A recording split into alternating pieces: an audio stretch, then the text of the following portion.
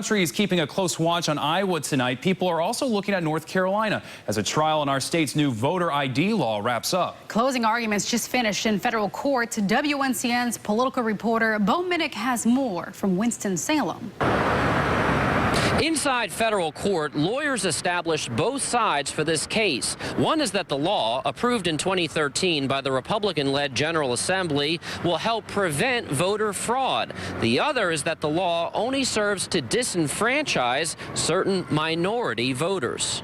This is about racial discrimination. Cameras aren't allowed inside federal court, but that was the message the plaintiffs, including the state NAACP, took inside. Concerned that the state's new photo ID requirement at the polls puts a disproportionate burden on African American and Latino voters. It's going to have a discriminatory impact.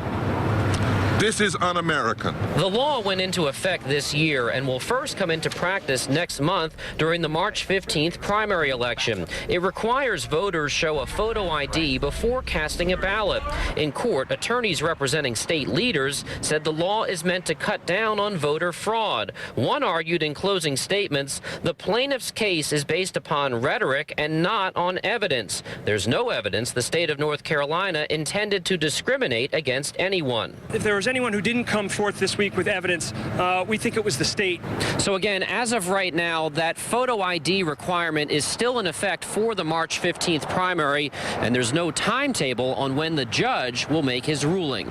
In Winston-Salem, Bo Minnick, WNCN News Now.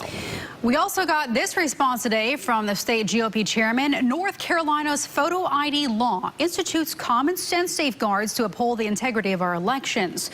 The GOP says their volunteers will help anyone who needs assistance to get a photo ID, regardless of their party.